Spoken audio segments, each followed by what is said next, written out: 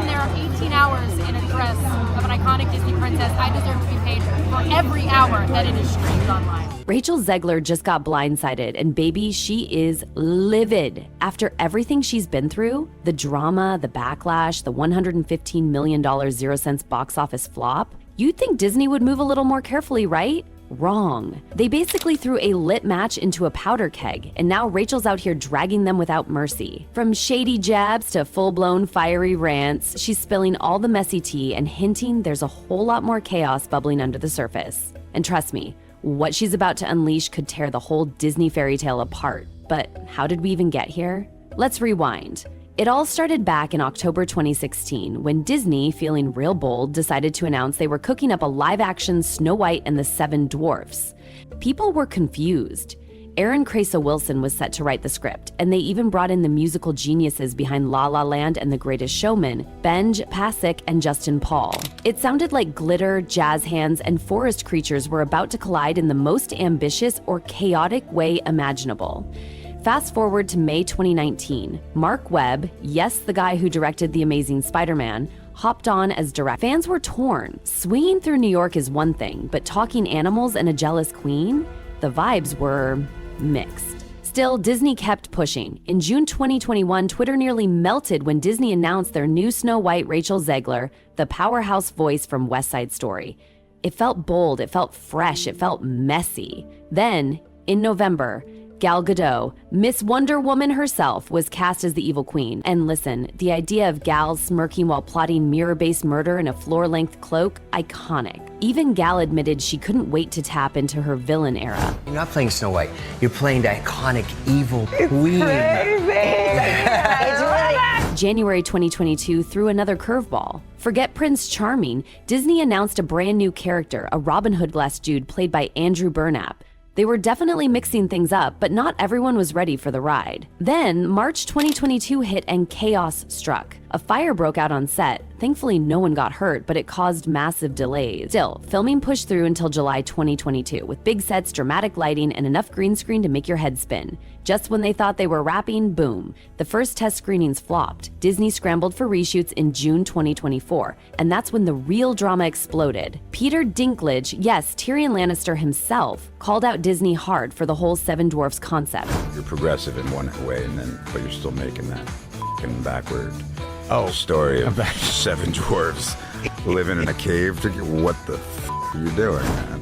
Disney tried to fix it, claiming the dwarfs were now magical creatures with a sprinkle of CGI magic. But not everyone bought it. Some in the dwarfism community felt it was a missed opportunity for real representation. And the biggest controversies? Oh, honey, they all had Rachel Zegler's name written all over them. The moment Disney announced Rachel as Snow White, the internet had a full-on meltdown. On one side, people were cheering, finally, some diversity in the kingdom. On the other, hardcore traditionalists were clutching their pearls. Suddenly, Snow White wasn't about woodland animals anymore. It was a battleground. People were furious about rewriting history, even though, it's a fairy tale with talking deer. Rachel didn't back down. She doubled down, proudly talking about how beloved Snow White was in Spanish-speaking cultures and how excited she was to breathe new life into the character. If you thought the backlash would cool down, oh no. Things only got hotter. In a 2022 interview, Rachel called the original Snow White extremely dated, and baby, the Disney purists lost their minds. But Rachel didn't stop there. She called the prince weird and made it crystal clear. Her Snow White wasn't waiting around for some random dude to fix her life.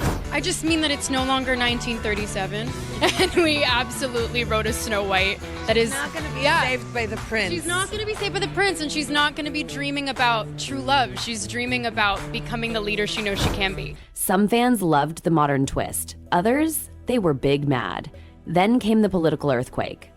In August 2024, right after the teaser trailer dropped and people were already side-eyeing the CGI deer and dwarf situation, Rachel posted two little words on social media, Free Palestine, and just like that, boom! The internet exploded because guess who was co-starring with her?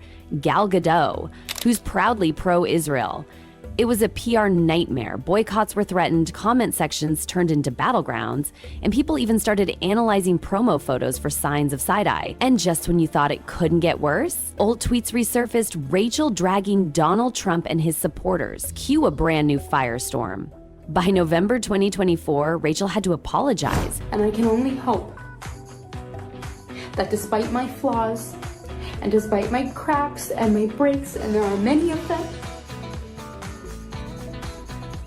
that at every premiere and everything I do, people will wait in line to see. She said she meant no harm and just wanted peace, but the damage, it was done. The vibes on set, tense. Word on the street was Rachel and Gal barely spoke. Standing in front of you today, saying simply that my name is Gal and I'm Jewish, and we have had enough of Jew hatred. The tension wasn't just political. Insiders whispered about icy stares, extra security for Gal, and Disney basically throwing up their hands and scheduling separate press appearances. You know it's bad when you can't even fake laugh on a talk show couch together. Disney's PR team was reportedly in full meltdown mode, panic editing trailers, micromanaging social media posts, and basically babysitting everyone involved. When Snow White finally hit theaters on March 21, 2025, the box office numbers were painful.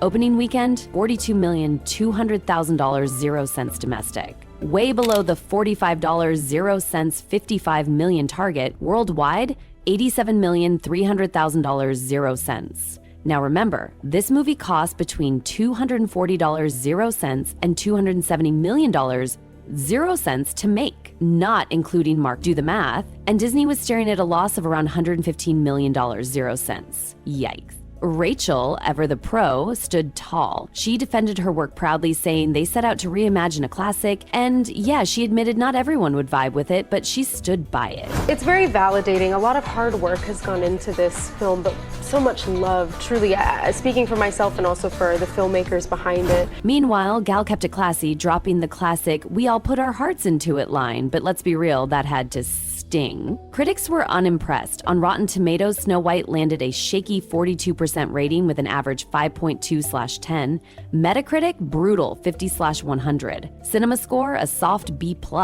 Good, but definitely not great. Fans loved Rachel herself, but dragged the writing, visuals, and bizarre shifts from the original story. Instead of singing to birds, Snow White was suddenly leading a revolution, and a lot of people were asking why.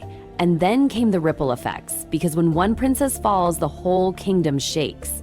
Disney slammed the brakes on the Tangled live-action remake. The Rapunzel redo, which had a director and a script team ready, is now shelved indefinitely. Suddenly, the entire future of Disney's live-action universe was in jeopardy. Now, Disney is basically holding its breath, praying that Lilo and Stitch and Moana live-action remakes don't crash and burn the same way. First up, Lilo and Stitch, hitting theaters May 23rd, 2025. Maya Kealoha is playing Lilo, and fans are already obsessed. Congratulations, you're going to be on Lilo and Stitch. How did you feel when you first found out? I was speechless. I was very excited too. I was mixed with that. Speechless, excited. She's got the look, the spirit, and hopefully the chaos energy needed to wrangle Stitch. The cast is stacked. Sydney Agudong as Nani Kaipo-Duet, as David, still crushing after all these years. Chris Sanders is back as the voice of Stitch, thank the heavens. Plus, Zach Galifianakis, Billy Magnuson, and Courtney B. Vance rounding out the chaos. They even shot it in Hawaii, though Mother Nature and strikes nearly derailed everything. Still, they pulled it off. And then there's the big one, Moana live action, dropping July 10, 2026. Newcomer Catherine Lagaya is playing Moana, and fans are loving the authentic casting. And yes, The Rock is back as Maui. Song, I thought, oh, this song could be pretty cool. This is like an anthemic, inspiring, motivating. Like, come on, can I get a cheat? Like, you can do it. Let's go. Let's do this. Also joining the cast, John Tui as Chief Tui, Frankie Adams as Sina Rena, Owen as Grandma Tala, the ultimate ghost grandma. Filming started in Hawaii and Atlanta because Atlanta, and Disney is making sure to stay super respectful to Polynesian culture, working with traditional musicians and dancers. When you were waddling yay high in the sky, when the nights got cold. The new Moana promises to dive even deeper into identity, environmental protection, and self-discovery. But the pressure is on. After what happened with Snow White, Disney can't afford another flop. Will Moana rise like a wave or sink like a shipwreck? Only time will tell.